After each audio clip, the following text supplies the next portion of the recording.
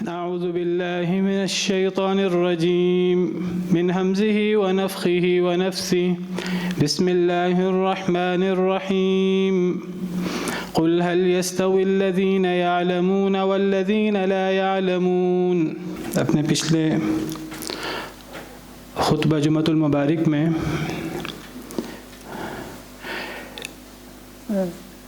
جمعہ کے دن کے کچھ فضائل بیان کیے تھے اور خطبہ جمعہ اس میں آنے کے، اس میں بیٹھنے کے اور اس کو غور سے سننے کے حوالے سے کچھ باتیں ذکر کی تھیں. اگر کچھ صحیح کہا تھا تو اللہ کی طرف سے تھا، اگر کوئی بات غلط ہو گئی وہ مجھ سے یا شیطان کی طرف سے تھی. اللہ تعالی ہمیں حق بیان کرنے کی توفیق دے اور ہم سب کو حق پر عمل کرنے کی توفیق عطا فرمائے. میں نے عرض کیا تھا کہ جمعے کا دن یہ سب سے افضل دن ہے دنوں میں، اور یہ صرف ہماری شریعت میں نہیں ہے، یہ شروع سے ہی ایسے ہی ہے. یہود کے ہاں بھی، عیسائیوں کے ہاں بھی سیدنا آدم علیہ السلام سے جمعے کے دن کی فضیلت موجود ہے. اللہ تعالیٰ نے سیدنا آدم علیہ السلام کو جمعے کے دن پیدا کیا، جمعے کے دن ہی جنت زمین پر اتارا، جمعے کے دن ہی وہ فوت ہوئے. تو جمعے کی فضیلت شروع سے چلی آ رہی ہے. باقی کوئی مانے یا نہ مانے، کوئی اس فضیلت کو چھوڑ کر اپنے اجتہاد سے، اپنی مرضی سے ہفتے کے دن کو فضیلت دے دے، اتوار کے دن کو فضیلت دے دے، تو اس سے وہ دن جمعے کے دن سے افضل نہیں ہو جاتے. جمعے کا دن افضل ہی رہے گا، اور یہ اس کا فیصلہ حتمی کوئی نہیں مانتا تو قیامت کے دن اللہ رب العالمین فرما دیں گے انما جعل السبت على الذين اختلفوا فيه وان ربك ليحكم بينهم يوم القيامة فيما كانوا فيه يختلفون. اللہ قیامت کے دن جو کوئی اختلاف ہے امتوں کا، اللہ اس کو حل فرما دیں گے اور اللہ بتا دیں گے کہ افضل دن کون سا تھا. دلائل موجود ہیں، کوئی نہ مانے تو اس کا وبال اسی پر ہے. ہم نے یہ بھی ذکر کیا کہ جمعے کا دن تو عید الفطر کے دن سے، عید الاضحیٰ کے دن سے بھی افضل ہے. حالانکہ بعض احادیث مبارکہ میں افضل ترین دن عید الاضحیٰ کے دن کو قرار دیا گیا ہے، لیکن صحیح حدیث مبارکہ سے پتہ لگتا ہے کہ جمعے کا دن تو اس سے بھی افضل ہے. اور پھر جمعے کے لیے جلدی آنے کی اور جمعے کو غور سے سننے کی، خاموش ہو کر اس کے بارے میں حدیث مبارکہ بھی بیان کی تھی کہ جو بندہ جمعے کے دن جلدی جلدی تیاری کرے، خوشبو لگائے، حدیث مبارکہ کا مفہوم ہے، مسواک کرے اور پھر وہ جمعے کے لیے جلدی آ جائے، لوگوں کو نہ پھلانگے، امام کے قریب ہو کر بیٹھ جائے، خاموش ہو کر غور کے ساتھ اگر خطبہ سنے. بعض احادیث مبارکہ میں یہ بھی موجود ہے کہ وہ پیدل چل کے آئے، سوار ہو کر نہ آئے، تو ہر قدم کے بدلے اسے 1 سال کا اجر ملتا ہے، 1 سال کے قیام اللیل کا، 1 سال کے روزوں کا، اور یہ حدیث مبارکہ صحیح ہے.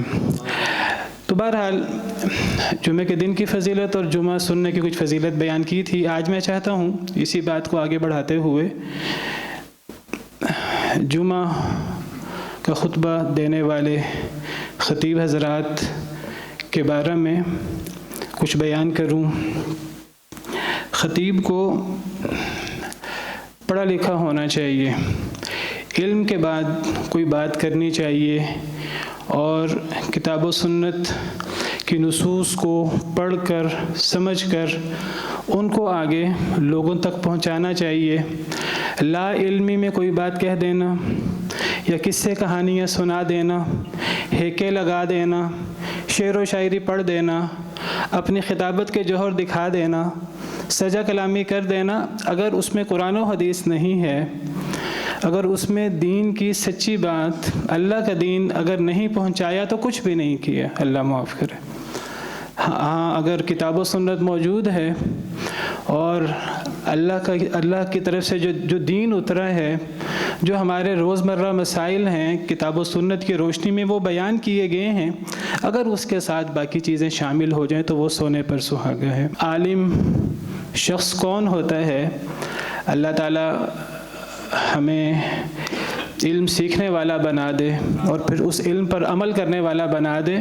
عالم کے بارے میں کچھ عرض کرنا چاہتا ہوں کہ طلب علم کی کیا اہمیت ہے اور علماء کا کیا مقام ہے۔ یہ بیان کرنا کیوں ضروری ہے، خاص طور پہ آج کے دور میں؟ اصل میں اگر کسی علم کو ختم کرنا ہو تو اس کا طریقہ کار کیا ہے کہ اس علم کے حاملین کو اپنے معاشرے کے اندر پست کر دیا جائے، اس علم کے حاملین کو متون کر دیا جائے، گالی بنا دیا جائے، ایک عیب بنا دیا جائے۔ تو اس سے کیا ہوگا؟ اس سے وہ چیز، وہ علم، وہ چیز ختم ہو جائے گی آہستہ آہستہ، اور وہ چیز باقی نہیں رہے گی۔ دین نام ہے قرآن کریم کا۔ نبی کریم صلی اللہ علیہ وسلم ہمارے نبی ہیں، تمام نبیوں کے سردار ہیں، سید الانبیاء والمرسلین، اور تمام بنی آدم کے سردار ہیں۔ آپ کو یہ فضیلت کیوں حاصل ہوئی؟ کئی دفعہ عرض کیا ہے، یہ قرآن کی بدولت حاصل ہوئی ہے۔ اللہ نے قرآن کریم کے لیے نبی کریم صلی اللہ علیہ وسلم کا قلب اطہر اللہ نے منتخب فرمایا، اور اللہ نے آپ کے قلب اطہر پر قرآن کریم کو نازل فرمایا۔ تو نبی کریم صلی اللہ علیہ وسلم کے بغیر آپ کو دین سے نکال کر دین میں باقی کیا رہ جاتا ہے؟ حالانکہ اگر آپ دیکھیں تو نبی کریم صلی اللہ علیہ وسلم انسان ہے، اللہ کی مخلوق ہیں، لیکن قرآن جس کی وجہ سے نبی کریم صلی اللہ علیہ وسلم کو اہمیت ملی، مقام ملا، اور آپ سید الانبیاء والمرسلین بنے، تو صرف قرآن کو لے کر، اس کو تھام کر ہم اس کو سمجھ ہی نہیں سکتے۔ اس پر ایمان لا کر ہم کیا کریں گے جب ہمیں قرآن سمجھ ہی نہیں آئے گا؟ قرآن کیسے سمجھ آئے گا؟ صاحب قرآن سے قرآن سمجھ آئے گا۔ سورۃ النحل میں اللہ تعالیٰ نبی کریم صلی اللہ علیہ وسلم کا فرض منصبی ایک جملے میں جو بیان فرماتے ہیں وہ وَأَنزَلْنَا إِلَيْكَ الذِّكْرَ لِتُبَيِّنَ لِلنَّاسِ مَا نُزِّلَ إِلَيْهِمْ، سورہ نحل آیت نمبر 44 ہے کہ ہم نے آپ پر ذکر یعنی قرآن نازل کیا اے نبی صلی اللہ علیہ وسلم تاکہ آپ اسے لوگوں کے سامنے بیان کر دیں۔ اگر نبی کریم صلی اللہ علیہ وسلم امت کو قرآن نہ سکھاتے، صحابہ کرام کو قرآن نہ سکھاتے، تو بہت ساری چیزیں قرآن کریم کی خود بخود سمجھ نہیں آ سکتی تھیں۔ نبی کریم صلی اللہ علیہ وسلم نے یہ باتیں امت تک کیسے پہنچائیں، اور سب سے پہلے آپ نے کیسے سمجھا؟ آپ بھی تو ایک انسان تھے۔ اصل میں اللہ تعالیٰ نے جب قرآن کو نازل کیا تو جہاں اللہ تعالیٰ نے قرآن کریم کی حفاظت کی ذمہ داری لی، قرآن کے جمع کرنے کی ذمہ داری لی، قرآن کو صحیح طریقے سے پڑھا جائے گا قیامت تک اس کی ذمہ داری لی، وہاں اللہ نے قرآن کی تفسیر کی ذمہ داری بھی خود اٹھائی۔ سورہ قیامہ میں اللہ تعالیٰ فرماتے ہیں لا تحرک به لسانک لتعجل به، اے پیارے حبیب صلی اللہ علیہ وسلم اس قرآن کے ساتھ اپنی زبان کو جلدی جلدی حرکت نہ دیں۔ شروع میں نبی کریم صلی اللہ علیہ وسلم احساس ذمہ داری کے تحت ایک بہت بڑی ذمہ داری تھی کہ من وعن دین کو امت تک پہنچانا ہے، اور اس میں کوئی چیز رہ نہ جائے۔ جب آپ پر جبریل امین علیہ السلام قرآن کی وحی نازل کرتے اللہ کے حکم سے، تو آپ کے قلب اطہر پر قرآن اترتا تھا، جبریل اتارتے تھے اللہ کے حکم سے، ساتھ ساتھ قرآن پڑھتے بھی تھے آپ پر۔ آپ قرآن کریم کو جلدی جلدی پڑھتے تاکہ آپ یاد کر لیں، تو اللہ نے فرمایا کہ یہ کام نہ کریں، قرآن کو کے ساتھ اپنی زبان کو جلدی حرکت نہ دیں۔ اِنَّ عَلَيْنَا جَمْعَهُ وَقُرْآنَهُ، یہ نہ سمجھے قرآن آپ نے یاد کرنا ہے اور آپ بھول جائیں گے، نہیں، قرآن کو جمع کرنے کی ذمہ داری ہماری، وَقُرْآنَهُ، قرآن کے پڑھنے کی ذمہ داری ہماری۔ فَإِذَا قَرَأْنَاهُ فَاتَّبِعْ قُرْآنَهُ، جب ہم اس قرآن کو پڑھیں تو آپ اس کی پیروی کر دیں ایک دفعہ۔ ہم پڑھیں سے کیا مراد ہے؟ وہ تو جبریل لاتے تھے، مراد ہے کہ جبریل پڑھے، یعنی جبریل کہاں سے لیتے تھے؟ اللہ سے قرآن لیتے تھے، یعنی جب اللہ جبریل پر پڑھیں اور جبریل آپ پر پڑھیں تو آپ اس کو ایک دفعہ دہرا دیں۔ ثم ان علینا بیانہ، پھر اس قرآن کے بیان کی ذمہ داری بھی ہماری۔ تو اللہ تعالیٰ نے قرآن کے جمع اور قرآن کی حفاظت کی ذمہ داری بذات خود اٹھائی، اللہ تعالیٰ نے قرآن کی قرأت کی ذمہ داری اٹھائی، قرآن کی قرأت بھی ٹھیک رہے گی، اور اللہ نے قرآن کے بیان، قرآن کی تفسیر کی ذمہ داری اٹھائی، جو ہمارا دین ہے پورا کا پورا، جس کو ہم سنت کہتے ہیں، جس کو حدیث مبارکہ کہتے ہیں، یہ اللہ کی طرف سے ہے۔ اللہ تعالیٰ نے قرآن کریم بھی نبی کریم صلی اللہ علیہ وسلم کو وحی کیا، اور قرآن کریم کا بیان بھی نبی کریم صلی اللہ علیہ وسلم کو وحی کیا، اور نبی کریم صلی اللہ علیہ وسلم نے وہ چیز صحابہ کرام تک پہنچائی۔ کہنے کا مقصد صرف یہ ہے کہ قرآن کریم کو خود بخود نہیں سمجھا جا سکتا صاحب قرآن کے بغیر۔ اسی طرح سلسلہ آگے چلتا ہے، جتنے بھی علوم ہیں، کوئی علم اس علم کے حاملین کے بغیر اس علم کو علم نہیں کہتے۔ کیا خیال ہے اگر کوئی شخص عام بندہ وہ باقاعدہ ایک مروج طریقے کے مطابق مدارس میں، اسکول کالج میں، تعلیمی اداروں میں نہ جائے اور میڈیکل کی کتابیں پڑھ کر کیا خیال ہے وہ بڑا ڈاکٹر بن جائے گا اور لوگوں کو اس پر اعتماد ہوگا؟ لوگ تو اس کو نیم حکیم کہیں گے، اور لوگ کہیں گے یہ تو ہماری جان کا دشمن ہے۔ لوگ اس سے علاج نہیں کروائیں گے کبھی بھی، جو صرف کتابیں پڑھ کر، کتابوں کی اسٹڈی کر کے اگر وہ سمجھے کہ میں بڑا ڈاکٹر بن گیا ہوں۔ ایک بندہ سائنس کی کتابیں پڑھ کر، ایک بندہ کسی بھی علم کی کتاب پڑھ کر اس علم کا ماہر نہیں بن جاتا جب تک کہ اس علم کے ماہرین کے سامنے ذہن تلمذ طے نہ کرے۔ تو کسی بھی علم کی، کسی بھی چیز کی، چاہے وہ دنیاوی چیز ہی کیوں نہ ہو، تو اس کی اہمیت اس علم کے حاملین کے بغیر نہیں ہوتی۔ تو جو قرآنی علم ہے، جو حدیث کا علم ہے، جو شریعت کا علم ہے، علماء کے بغیر وہ علم کیسے سمجھ آئے گا؟ علماء کے بغیر جب بھی کوئی شخص اس علم کو سمجھنے کی کوشش کرے گا خود، تو اس کی غلطیاں اس کی صحیح باتوں سے زیادہ ہوں گی۔ یہ ایک محاورہ ہے اور یہ بالکل صحیح بات ہے کہ جو بندہ کتابوں سے علم حاصل کرتا ہے، علماء کے پاس جانے کی ضرورت محسوس نہیں کرتا، تو اس کی خطائیں اس کے ثواب سے زیادہ ہوتی ہیں۔ بعض علماء کہتے ہیں پھر جس کا کوئی استاد نہیں ہوتا دین سیکھنے میں، اس کا استاد شیطان ہوا کرتا ہے، شیطان اسے ورغی لاتا ہے، اس کے دل میں اشکالات پیدا ہوتے ہیں۔ اب کتابوں کے اندر اشکالات موجود ہیں، لیکن ایک جاہل کو کیا پتہ کہ کس کتاب میں ایک جگہ سے وہ پڑھ رہا ہے، قرآن کا ترجمہ ہی پڑھ رہا ہے، قرآن کی تفسیر پڑھ رہا ہے، کہیں کوئی اشکال پیدا ہوتا ہے، اس کو وہ اشکال علماء سے حل کرنا ہے۔ اگر علماء سے حل نہیں کرے گا، اگر خود ہی ذہن کے اندر جوڑ توڑ کرتا رہے گا، تو اس کا ایک غلط سلط مطلب نکال لے گا، کیونکہ وہ اس نے خود بول کے تو نہیں بتانا کہ آپ کے ذہن میں جو اشکال پیدا ہوا اس کا جواب یہ ہے۔ نہ آپ کتاب سے پوچھ سکتے ہیں، ہاں اگر آپ ایک استاد سے پڑھ رہے ہوں تو اس استاد سے آپ پوچھیں گے کہ استاد محترم فلاں بات یہ قرآن میں پڑھی ہے، حدیث میں پڑھی ہے، اس لفظ کی سمجھ نہیں آئی، یہ فلاں چیز سے کنٹراڈکٹ محسوس ہو رہی ہے ظاہراً، تو کیا مراد ہے یہاں؟ قرآن کے بعض آیتوں میں شفاعت کا ذکر ہے، بعض آیات میں شفاعت کا انکار ہے، تو کیسے سمجھیں گے؟ اس کو علماء سے سمجھیں گے، مفسرین سے سمجھیں گے۔ اگر نہیں سمجھیں گے اور خود بخود ہی اٹکل پچو لگائیں گے تو کچھ کا کچھ دین کو بنا ڈالیں گے اور دین کو کہیں کا کہیں پہنچا دیں گے۔ تو علم، علماء کے بغیر علم نہیں سیکھا جا سکتا۔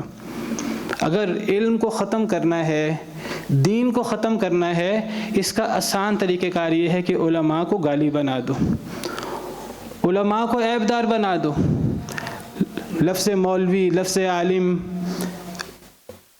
علماء کا حلیہ وہ اپنے ملازمین کا حلیہ کر دیا جائے، ان کا مذاق اڑایا جائے مختلف طریقوں سے۔ تو کوئی بھی علم سیکھنا ہے، وہ علم اس علم کے حاملین کے بغیر وہ سیکھا نہیں جا سکتا۔ جس طرح علم کی اہمیت ہوتی ہے تو اس علم کے حاملین کی بھی وہ اہمیت ہوتی ہے۔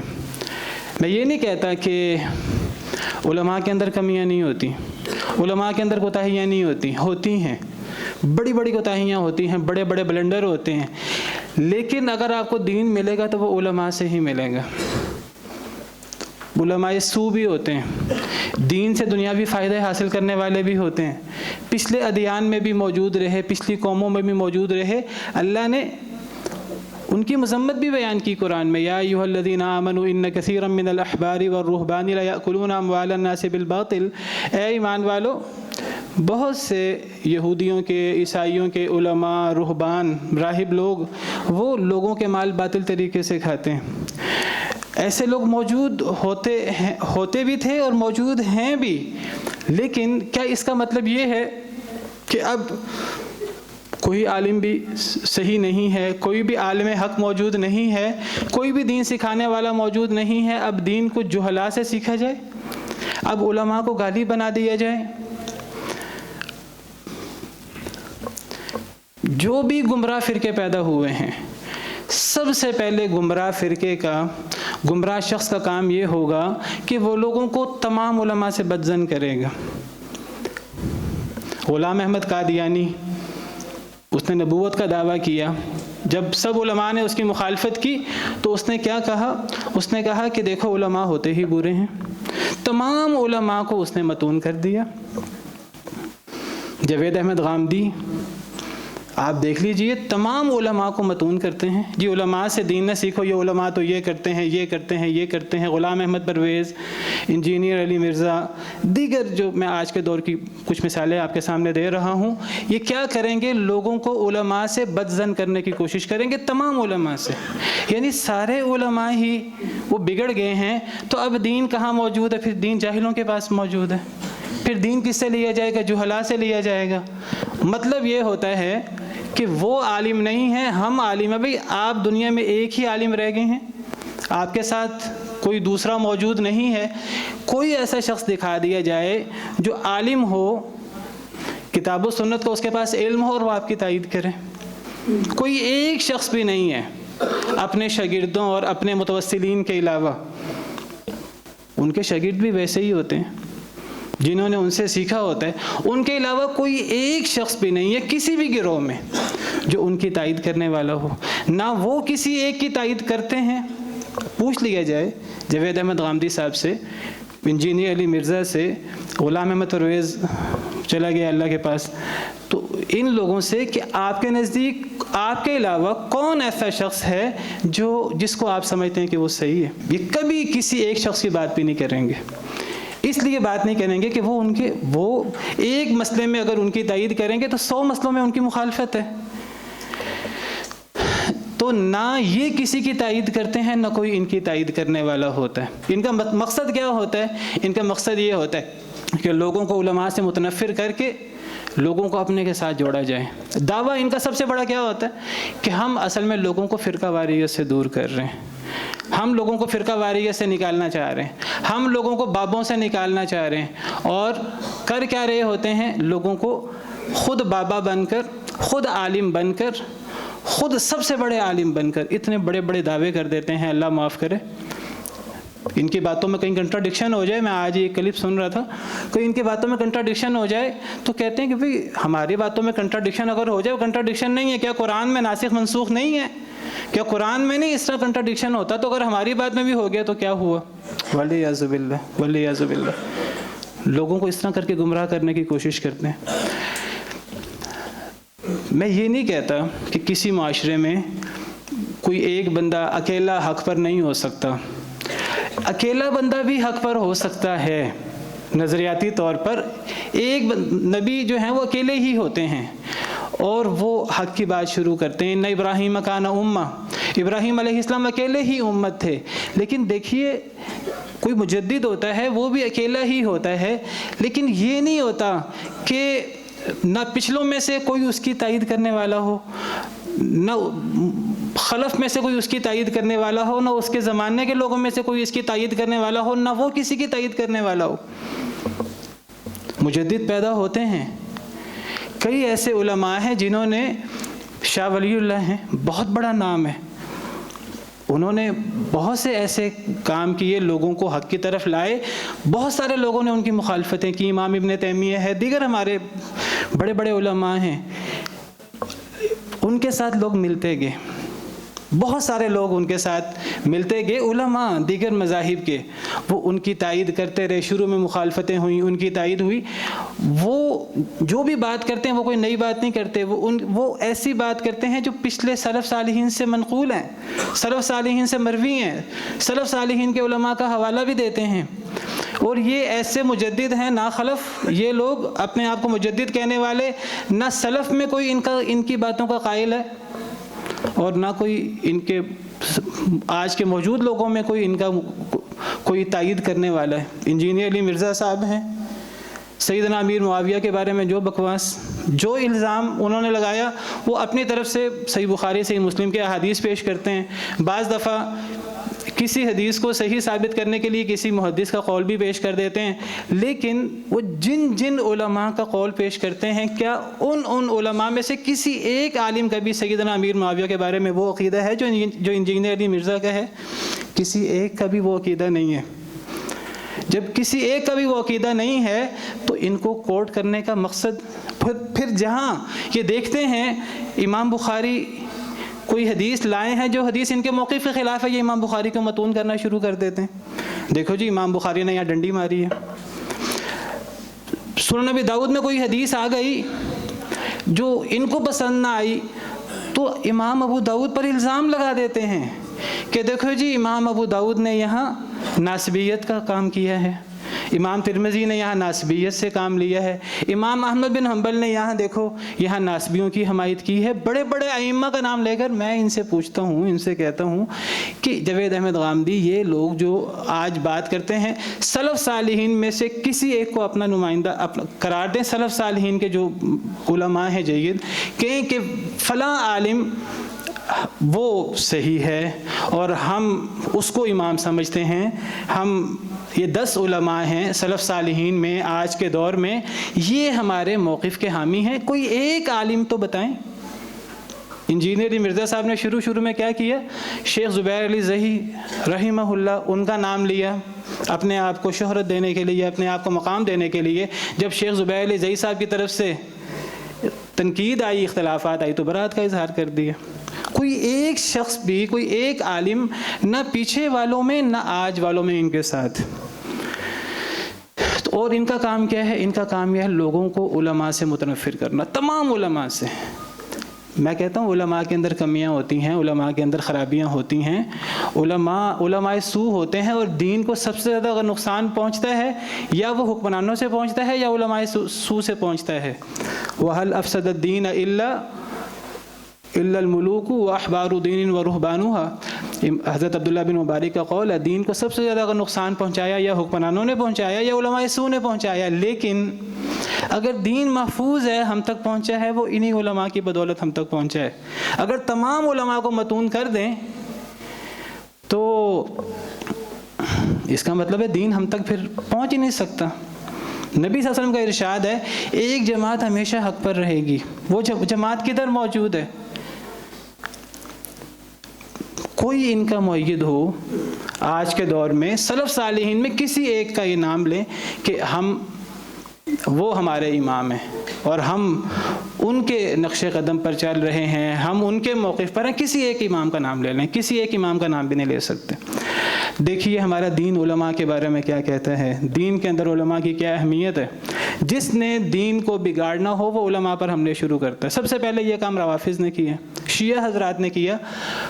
نبی صلی اللہ علیہ وسلم پر الزام نہیں لگا سکتے تھے، صحابہ کرام پر الزام لگا دیا. صحابہ کرام پر الزام، صحابہ کرام کے بارے میں علماء کا موقف جو ہے وہ اتنا سخت کیوں ہے کہ صحابہ کی حرمت کے بارے میں علماء کہتے ہیں جو کسی ایک صحابی کی تنقید کرے، نبی صلی اللہ علیہ وسلم کے صحابہ میں سے کسی ایک صحابی کی تنقید کرے، وہ زندیق ہوتا ہے. وجہ کیا ہے کہ صحابہ کرام، ہم یہ نہیں کہتے، کسی سنی عالم کا یہ موقف نہیں ہے کہ صحابہ معصوم ہیں.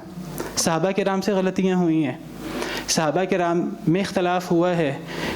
ہم سمجھتے ہیں کہ وہ اجتہادی اختلاف ہے، صحابہ کرام میں اختلاف ہوا ہے. اس کے باوجود قرآن کریم میں نبی صلی اللہ علیہ وسلم کے احادیث مبارکہ میں ان کو جنت کا سرٹیفکیٹ دیا گیا ہے. پرانے صحابہ ہوں، السابقون الاولون، یہ بعد والے، وَكُلًّا وَعَدَ اللَّهُ الْحُسْنَى، اور یہی صحابہ کرام سمجھتے تھے. سیدنا علی رضی اللہ عنہ اور ان کے مخالف صحابہ کرام، وہ مخالفت تھی ان میں اجتہادی، وہ ایک دوسرے کو جنتی سمجھتے تھے۔ سیدنا علی رضی اللہ تعالیٰ عنہ سے ایسے اقوال موجود ہیں صحیح سند کے ساتھ، تابعین، تبع تابعین، وہ سب صحابہ کرام کو جنتی سمجھتے ہیں۔ ان صحابہ کرام پر الزام لگا دینا، ان کو نعوذ باللہ منافق کہہ دینا، ان کو خائن کہہ دینا، اور ان کو باغی، اور ان کو کون سا الزام ہے جو ان پر نہیں لگایا شیعہ حضرات نے، اور ان کا دیکھا دیکھی یہ لوگ بھی لگاتے ہیں الزام۔ تو صحابہ کرام پر الزام لگانے کا مطلب کیا ہے؟ صحابہ کرام کے ذریعے ہم تک قرآن پہنچا ہے، قرآن بھی گیا، صحابہ کرام کے ذریعے ہم تک احادیث پہنچی ہیں، احادیث بھی گئیں۔ کوئی بھی چیز پھر نہ قرآن حق ہے، نعوذ باللہ، نہ حدیث حق ہے۔ اگر اسی طرح علماء پر الزام لگاتے رہیں تو پھر دین ختم ہو جائے گا، پھر دین باقی نہیں رہے گا۔ دین کہاں سے ملے گا؟ دین علماء سے ملے گا۔ نبی اس دنیا میں اللہ کی طرف سے ایک نمائندہ ہوتا ہے، اللہ کا بھیجا ہوا ہوتا ہے۔ اللہ کی طرف سے گارنٹی ہوتی ہے کہ نبی معصوم ہے دین کے معاملے میں، تو نبی کی بات وہ اللہ کی بات شمار ہوتی ہے۔ اسی طرح جو علماء لوگوں تک حق پہنچاتے ہیں، علماء حق، وہ اس دنیا میں نبی کے وارث ہوتے ہیں، وہ اس دنیا میں نبی والا کام کرتے ہیں۔ کوئی نبی نہیں بن سکتا نبیوں کے بعد، لیکن عالم بن سکتا ہے، دین آگے پہنچا سکتا ہے۔ جو علماء دین آگے پہنچاتے ہیں، قرآن اور سنت لوگوں تک، وہ علماء نبیوں کے وارث ہیں۔ نبی صلی اللہ علیہ وسلم نے علماء کو نبیوں کا وارث قرار دیا ہے۔ اللہ تعالیٰ قرآن کریم میں علماء کے بارے میں کیا فرماتے ہیں؟ اللہ فرماتے ہیں شہید اللہ انہ لا الہ الا هو والملائکۃ واولو العلم قائما بالقسط۔ اللہ نے اس بات کی گواہی دی کہ اللہ کے علاوہ کوئی معبود برحق نہیں، والملائکۃ، فرشتوں نے بھی گواہی دی، واولو العلم، اور اہل علم نے بھی گواہی دی، قائما بالقسط، اللہ قائم ہے انصاف کے ساتھ۔ اب مفسرین کرام یہاں اس آیت کی تفسیر میں وہ کہتے ہیں کہ اللہ نے اپنی توحید کی گواہی دی، لا الہ الا اللہ کی گواہی اللہ نے دی۔ جب اللہ ایک چیز کی گواہی دے دیں تو اللہ سے بڑی گواہی کسی کی نہیں ہے۔ قرآن میں موجود ہے قل ای شیء اکبر شہادہ، سب سے بڑی گواہی کس کی ہے؟ قل اللہ، کہہ دیجئے اللہ کی گواہی سب سے بڑی ہے۔ اور قرآن یہ بات کہتا ہے کہ جب اللہ کی گواہی آ جائے تو کسی کی گواہی کی ضرورت نہیں رہتی، وَكَفَى بِاللَّهِ شَهِيدًا، اللہ گواہ کے طور پہ کافی ہیں۔ قرآن کریم کی ایک آیت کریمہ میں اللہ فرماتے ہیں قرآن کے نزول کے بارے میں کہ یہ قرآن اللہ کا کلام ہے، اور اللہ فرماتے ہیں اس بات کی گواہ اللہ اور اللہ کے فرشتے ہیں۔ اور پھر اللہ اس آیت کے آخر میں فرماتے ہیں اللہ کے بعد کس کی گواہی کی ضرورت رہ جاتی ہے؟ لیکن اللہ یشہد بما انزل الیک انزلہ بعلمہ والملائکۃ یشہدون۔ اللہ فرماتے ہیں کہ اللہ اس بات کی گواہی دیتے ہیں کہ جو آپ پر قرآن نازل ہوا ہے یہ اللہ نے اپنے علم سے نازل کیا ہے، اس بات کی گواہی اللہ دیتے ہیں، اور اس بات کی گواہی کون دیتا ہے؟ فرشتے۔ اور پھر اللہ فرماتے ہیں وَكَفَى بِاللَّهِ شَهِيدًا، اللہ گواہ کافی ہے، اللہ کی گواہی کے بعد فرشتوں کی گواہی کی ضرورت نہیں رہ جاتی۔ پھر علماء کہتے ہیں کہ اگر اللہ کی گواہی کے بعد کسی کی گواہی کی ضرورت نہیں ہے، فرشتوں کی گواہی کی بھی ضرورت نہیں ہے، تو اللہ نے پھر اپنی گواہی کے ساتھ فرشتوں کا ذکر کیوں کیا، اہل علم کا ذکر کیوں کیا؟ علماء کی فضیلت کے لیے، علماء کے مقام اور مرتبے کے لیے۔ جس طرح فرشتوں کا بڑا مقام ہے اور مرتبہ ہے، اہل علم کا اتنا مقام اور مرتبہ ہے، اللہ نے اپنی گواہی کے ساتھ فرشتوں کی گواہی کو، علماء کی گواہی کو ساتھ ملایا ہے۔ حالانکہ اللہ کی گواہی کے بعد نہ فرشتوں کی گواہی کی ضرورت ہے، نہ علماء کی گواہی کی ضرورت ہے۔ پھر اللہ نے کیوں ذکر کیا ان کے مقام اور مرتبے کی وجہ سے؟ اللہ کے ہاں ان کا کتنا مقام ہے، ان کا کتنا مرتبہ ہے۔ دیکھیے اہل علم جو علماء حق ہیں، میں ان کی بات کر رہا ہوں۔ اہل علم وہ ہیں کہ جب لوگ دین سے دور ہوتے ہیں وہ لوگوں کو دین سے قریب کرتے ہیں۔ جب لوگوں کو پتہ نہیں ہوتا تو علماء ان کو سچا دین بتاتے ہیں، قرآن سے، حدیث سے۔ جب لوگ شبہات میں مبتلا ہوتے ہیں، دنیا داری میں مبتلا ہوتے ہیں، کون اصلاح کرتا ہے؟ علماء۔ نبی تو چلے گئے اللہ کے پاس، اب قرآن موجود ہے، قرآن کی وضاحت کون کرے گا؟ علماء۔ نبی کریم صلی اللہ علیہ وسلم چلے گئے، آپ کی احادیث موجود ہیں، ان کی وضاحت کون کرے گا؟ علماء۔ کون بتائے گا لوگوں کو؟ علماء۔ قارون کا فتنہ ہوا، لوگ گمراہ ہوئے کہ اتنا مال، یہ اتنا کامیاب شخص ہے، تو کس نے اصلاح کی؟ قرآن کہتا ہے اہل علم نے اصلاح کی۔ فخرج علی قومہ فی زینتی، ایک دن قارون اپنے زیب و زینت میں نکلا۔ قال الذین یریدون الحیاۃ الدنیا یا لیت لنا مثل ما اوتی قارون انہ لذو حظ عظیم، دنیا کے طلبگاروں نے کہا کاش کہ ہم بھی قارون جیسے ہوتے، کتنا خوش نصیب ہے یہ۔ تو اس موقع پر کس نے اصلاح کی؟ قرآن کہتا ہے اہل علم نے اصلاح کی۔ وقال الذین اوتوا العلم ویلکم ثواب اللہ خیر لمن آمن وعمل صالحا، اہل علم نے کہا تم پر افسوس ہو، اللہ کے ہاں جو ثواب ہے، اللہ کے ہاں جو نعمتیں ہیں، وہ قارون کا مال و دولت کیا حیثیت رکھتا ہے؟ اللہ فرماتے ہیں فخسفنا به وبداره الارض، اللہ نے وہیں قارون کو اور اس کے گھر، اس کے خزانے کو زمین میں دھنسا دیا۔ اب وہ جو دنیا کی طلب کر رہے تھے وہ اب افسوس کرنے لگے کہ ہم نے کیوں قارون جیسا بننے کی تمنا کی تھی۔ تو کس نے اصلاح کی؟ اہل علم نے اصلاح کی۔ دنیا میں فتنے پیدا ہوتے ہیں، لوگ دنیا سے دور ہوتے ہیں، کون اصلاح کرنے والے ہوتے ہیں؟ علماء، جن کو نبی کریم صلی اللہ علیہ وسلم غربا قرار دیتے ہیں۔ اسلام اجنبی شروع ہوا تھا جب اس نبی صلی اللہ علیہ وسلم کا دور تھا، شروع کا دور، فرمایا کہ پھر اسلام غالب آ جائے گا، لوگ اسلام میں داخل ہونا فخر سمجھیں گے، ایک وقت آئے گا دوبارہ اسلام اجنبی ہو جائے گا، لوگ دیندار بننے سے گریز کریں گے، مسلمان بننے سے گریز کریں گے، مسلمان بننا آسان نہیں ہوگا۔ فرمایا فطوبى للغرباء الذين يصلحون ما افسد الناس، اس وقت ان اجنبی لوگوں کو خوشخبری ہو، ان کے لیے یہ طوبہ ہے جو لوگوں کی اصلاح کا کام کرتے ہیں، اس چیز کی اصلاح کا کام کرتے ہیں جو لوگوں نے فساد ڈال دیا، جو لوگوں نے خرابیاں ڈال دیں، وہ اصلاح کون کرتے ہیں؟ وہ علماء کرتے ہیں۔ ان علماء سے لوگوں کو متنفر کرنے کا مطلب ہے لوگوں کو اسلام سے، دین سے متنفر کر دیا جائے۔ تمام علماء خراب نہیں ہوتے، بعض لوگ علماء سو ہو سکتے ہیں، لیکن کبھی پوری جماعت پہ حکم نہ لگائیں، بلکہ علماء نے تو یہاں تک کہا ہے کسی ایک گروہ پر حکم نہ لگائیں، شیعہ حضرات پر ایز اے جماعت حکم نہ لگائیں۔ اگر حکم لگانا ہے، بات کرنی ہے، عمل پہ بات کریں، یہ بات کریں کہ جو قرآن کے حق ہونے کا قائل نہیں ہے، جو قرآن کے محفوظ ہونے کا قائل نہیں ہے، جو قرآن میں تحریف ہونے کا قائل ہے، وہ کافر ہے۔ آپ پورے گروہ پر بات نہ کریں۔ ہمارے ہاں مختلف مسالک ہیں، کبھی پورے مسلک پر کوئی بات نہ کریں۔ پورے مسلک پہ بات کریں گے تو صحیح لوگ بھی، اچھے لوگ بھی اس آپ کی بات کے زد میں آ جائیں گے۔ بات کریں تو عمل پر بات کریں۔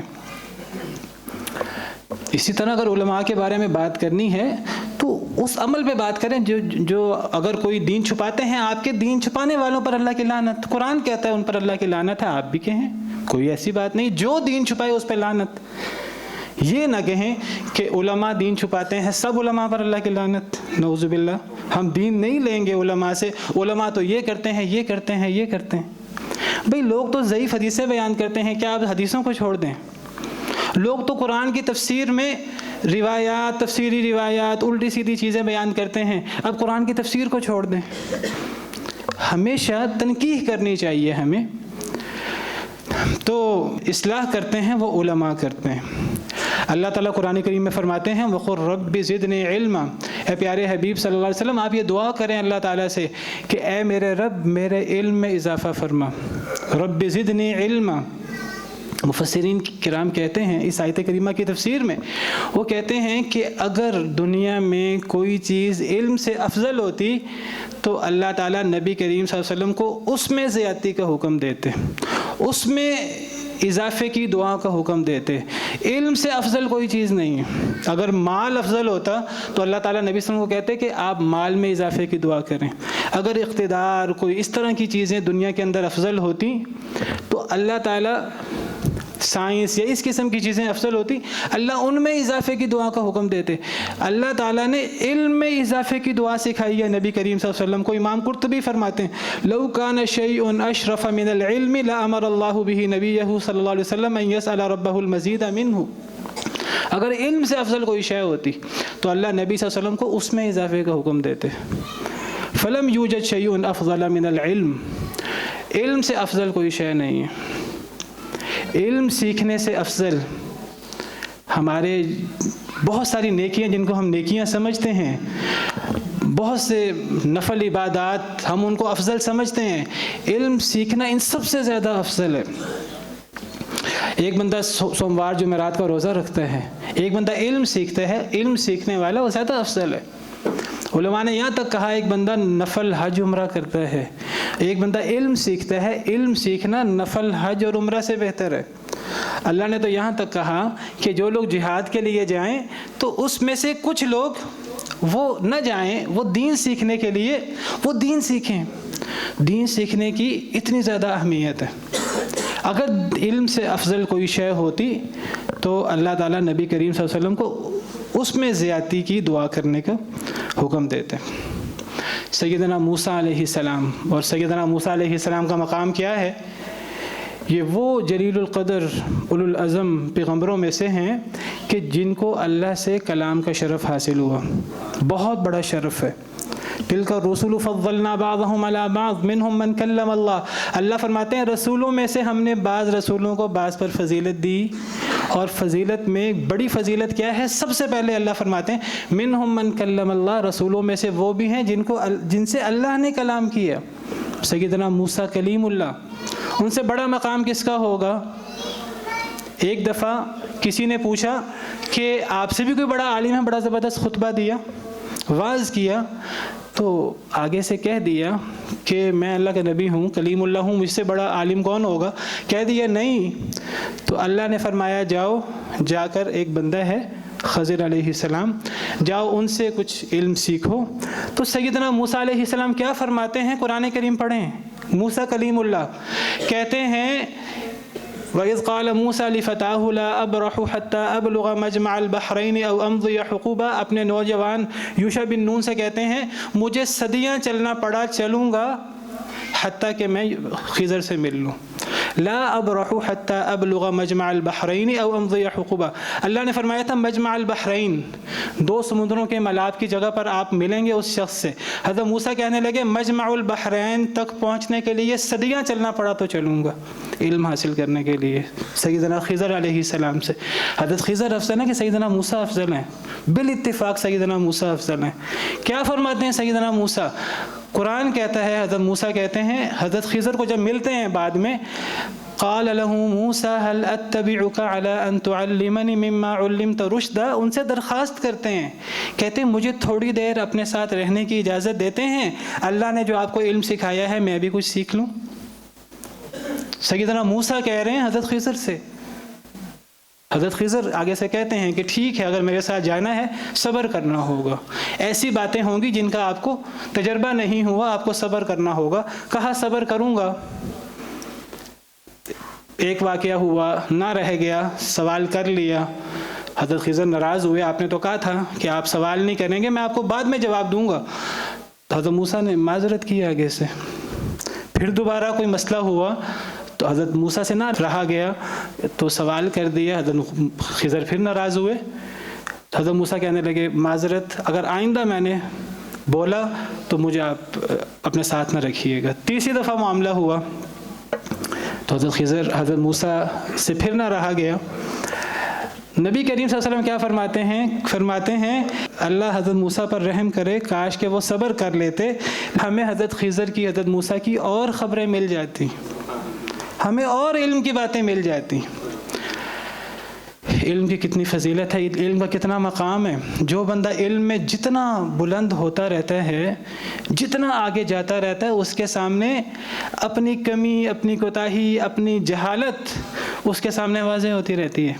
ہمارے ہاں ایک بندہ 2 لفظ پڑھنا سیکھ لیتا ہے، گرامر کی 4 باتیں سیکھ لیتا ہے، قرآن کی کچھ آیات پڑھ لیتا ہے، کچھ حدیث پڑھ لیتا ہے، وہ علامہ فہامہ بن جاتا ہے، وہ فتویٰ کی کرسی پر بیٹھ جاتا ہے، لوگ اس سے سوال کرتے ہیں، وہ گرامر پڑھا رہا ہے، لوگ اس سے بڑے بڑے گہرے سوال کر رہے ہیں، اب وہ شرم کر رہا ہے کہ میں آگے سے نہیں بتاؤں گا تو لوگ کیا سمجھیں گے، الٹے سیدھے جواب دے رہا ہے، والعیاذ باللہ۔ صحابہ کرام رضوان اللہ علیہم اجمعین، جن سے بڑا عالم کوئی نہیں تھا نبی کریم صلی اللہ علیہ وسلم کے بعد، ان سے سوال ہوتا تھا خاموش ہو جاتے تھے۔ ان کے شاگرد کہتے ہیں لوگ صحابہ سے سوال کرتے تو صحابہ یوں محسوس کرواتے جیسے سنا ہی نہیں ہے، لوگ کسی اور سے سوال کر لیں، کہیں ہم سے غلط بات نہ ہو جائے، کہیں ہم سے لا علمی میں بات نہ ہو جائے۔ علم کے بارے میں کوئی بات کہنا یاد رکھیے اللہ پہ جھوٹ باندھنے کے مترادف ہے۔ دین کا مسئلہ ہے، کوئی بات کریں گے، فتویٰ کیا ہوتا ہے؟ اللہ کی بات لوگوں کو پہنچانا۔ اللہ نے قرآن میں لوگوں کے سوال ذکر کیے ہیں، اللہ نے قرآن میں جواب دیا۔ اللہ فرماتے ہیں مفتی تو میں ہوں۔ یستفتونک قل اللہ یفتیکم فی الکلالہ، وہ آپ سے سوال کرتے ہیں، آپ جواب دیجئے اللہ تمہیں فتویٰ دیتا ہے کلالہ کے بارے میں۔ فتویٰ کون دیتا ہے؟ اللہ۔ دین کے بارے میں سوال ہو وہ اللہ کی طرف سے جواب ہوتا ہے۔ ایک بندہ اپنی طرف سے بات کر دیتا ہے دین کے نام پہ اور اسے علم نہیں ہے، اور اس کو شرم آ رہی ہے کہ میں کہوں مجھے نہیں معلوم، اسے شرم آ رہی ہے کہ وہ کہے کہ میں دیکھ کے بتا دوں گا، میں کل بتا دوں گا، مجھے تھوڑی سی مہلت دیں۔ وہ کہہ دے کہ فلاں سے پوچھ لو، صحابہ کرام کہہ دیتے تھے فلاں سے پوچھ لو، اس کو پتہ ہے اس کے بارے میں، مجھے نہیں معلوم یا مجھے پکا معلوم نہیں ہے۔ سیدنا موسیٰ اور خضر کے بارے میں آتا ہے کہ جب یہ تینوں واقعات ہو گئے اور اب الگ ہونے لگے ہیں، کشتی پہ سوار تھے حضرت موسیٰ اور حضرت خضر، تو سمندر میں ایک پرندے نے چونچ مار کر ایک قطرہ لیا پانی پینے کے لیے، تو حضرت خضر نے حضرت موسیٰ سے کہا یا موسیٰ انما علمی وعلمک فی علم اللہ تعالی کمثل ما نقر هذا الطیر من هذا البحر، کہ اے موسیٰ تیرا علم اور میرا علم اگر اس کو اکٹھا کر دیا جائے تو اللہ کے علم کے مقابلے میں اس کی یہ حیثیت ہے جیسے اس سمندر سے اس پرندے نے چونچ میں پانی لیا ہے۔ جتنا آپ علم میں آگے بڑھتے جائیں گے آپ کے سامنے اپنی جہالت، اپنی لا علمی واضح ہوتی رہے گی، آپ کو پتہ لگے گا کہ علم کسے کہتے ہیں۔ اور ہمیں پتہ ہونا چاہیے کہ علم سیکھنا، علم حاصل کرنا جنت کا رستہ ہے۔ دنیاوی مفادات کے لیے کبھی علم حاصل نہ کریں، علم حاصل کریں جنت حاصل کرنے کے لیے علم حاصل کریں۔ من سلک طریقا یلتمس فیہ علما سہل اللہ لہ بہ طریقا الی الجنہ، جو بندہ علم کے راستے پر چل پڑتا ہے اللہ اس کو جنت کے راستے پر چلا دیتے ہیں۔ بہت فضائل ہیں، ایسا موضوع ہے کہ یہ 10 جمعوں میں بھی مکمل نہیں ہو سکتا۔ علماء کا جو مقام ہے اور علماء کا جو مرتبہ ہے، میں صرف یہی بات ہی کروں گا کہ اگر دین کو ختم کرنا ہے، اگر اسلام کو ختم کرنا ہے تو علماء کی عزت ختم کر دیں، علماء کو ذلیل کر دیں، معاشرے کے سامنے لوگوں سے کہہ دیں کہ علماء کی کوئی ضرورت نہیں ہے۔ اور جو بندہ یہ بات کہتا ہے گویا کہ وہ صرف عالم نہیں، میں کہتا وہ نبی کی سیٹ پر بیٹھنے کی کوشش کرتا ہے، وہ اصل میں علماء کا مقام حاصل کرنے کی کوشش کرتا ہے، حالانکہ وہ جاہل ہے۔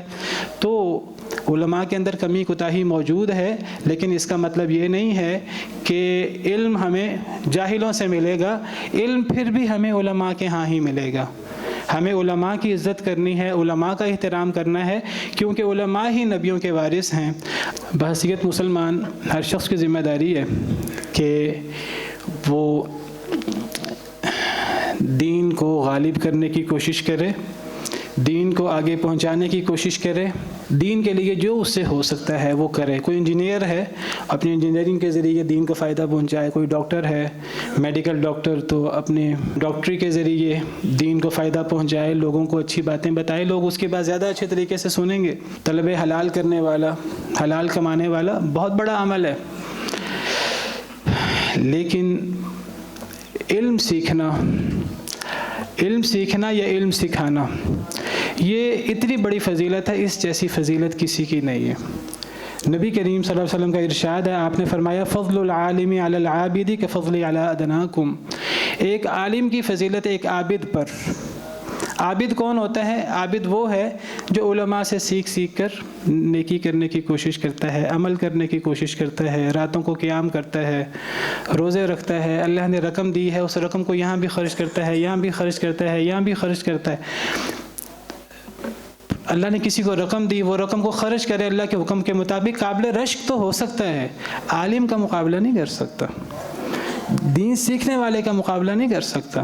خیرکم من تعلم القرآن وعلمہ، سب سے بہتر وہ ہے جو قرآن سیکھے اور سکھائے. نبی صلی اللہ علیہ وسلم نے فرمایا کہ عالم کی فضیلت ایک عابد پر، ایک اچھے پریکٹسنگ مسلمان پر، ایک عالم کی فضیلت ایسے جیسے میری فضیلت ایک ادنا امتی پر. عالم نبی کا وارث ہے. علم سیکھنے سکھانے کا مقابلہ دنیا کی کوئی نیکی نہیں کر سکتی. بس یہ سمجھ لیجئے. اللہ تعالی ہمیں دین سیکھنے کی اور سکھانے کی، آگے پہنچانے کی توفیق عطا فرمائے.